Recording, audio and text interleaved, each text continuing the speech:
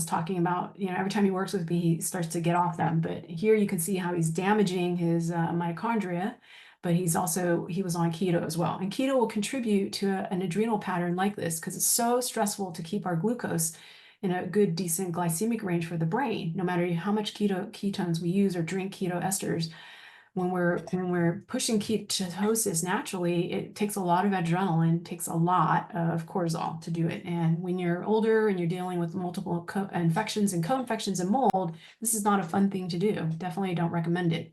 So we looked at his oat, a lot of red zones. At one point we got this oat really good, and then then this showed up, a couple red zones. We got it down to no red zones actually. Here's his oxalates. Again, terrible red zones. His initial oxalate when we first met, it was his marker 21 oxalic acid was over 700. It's like the highest I've ever seen in my whole career. So this time it came back and not great. So here's his mold panel from many years ago. We were working on mold, but we didn't clearly fix it all. And then he got stressed. He was training for a marathon and then had the blood in the urine. So maybe the stress and, what was going on with his body connected. He later told me he was eating a high fish diet. Again, that was like people he follows, on the internet and stuff. And I was like, okay, great. Well, that has a lot of mercury. So mercury with mold is a terrible, terrible, terrible combination.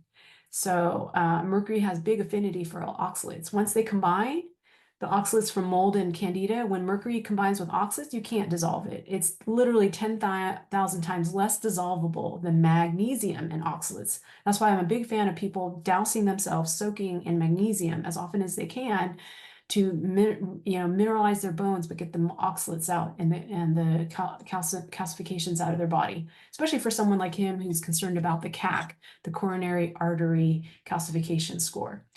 So we implemented protocols again. This time we added nystatin in with fluconazole. His normal doctor went right for it, but fortunately his sister, who's a physician, was very happy, and she monitored his liver as well. All his livers were great. They actually got better. In fact, a lot of things got better. I'm going to go over it in a second, but he got back on to fluconazole, which he was on earlier before. We did it just a week dose, half a tablet weekly. If it didn't work for his bladder cystitis, we would have switched it to itraconazole. We had him consider rotating the proteins, and definitely like he could do fish, but the low mercury fish only. But a lot of fish I hear now, like salmon apparently, except for farm salmon, wild caught salmon still has actually high mercury because our oceans are just so, problematic right now.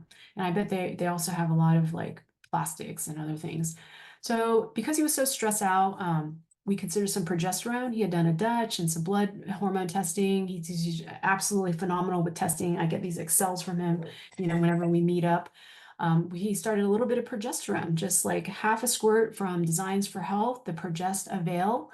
Nowadays we use either Quicksilver progesterone, or we use Designs for Health, Progest Eval. For men, they can even use 20 milligrams if it's needed. When we recheck the lab, I shoot for a blood level of 0.5, nothing too high, but just somewhere detectable. And when men start it, they just feel so calm. They sleep better at night. I think it helps many, many things. Just like the estriol studies I went over about for recurrent UTI and the improvements there. Men need progesterone, just like women. It's one of their top anabolic hormones, and it's good for the nervous system, and it's calming.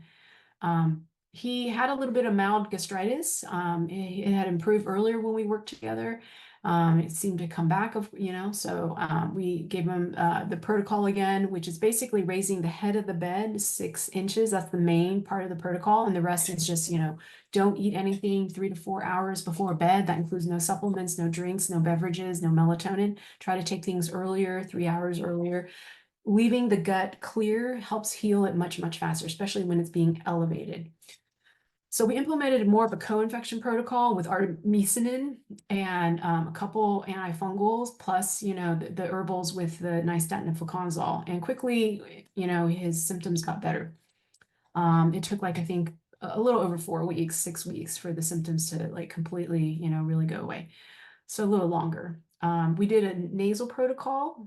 He had done that before. We re-implemented it again. So it's just rotating different sinus protocols like herbals, as well as our colloidal silver, and then grapefruit seed extracts, just rotating them.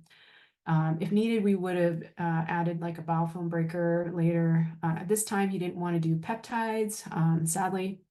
So we kind of just stuck with this kind of protocol. Later, we switched it up to Candibactin AR and BR. We kept the liposomal artemisinin. When we rechecked ferritin, it turned out his iron dropped. So liposomal artemisinin is great. It goes in just like an IV, but it's a great chelator, which is good for, mercury and other things, but it chelates iron and it lowered his iron too much. So we just stopped it. And then he was in the process of rechecking it. So his ALTs, you can see they actually got better with treatment. They were as high as 3130 and then went all the way down to 20. His homocysteine, I'm not sure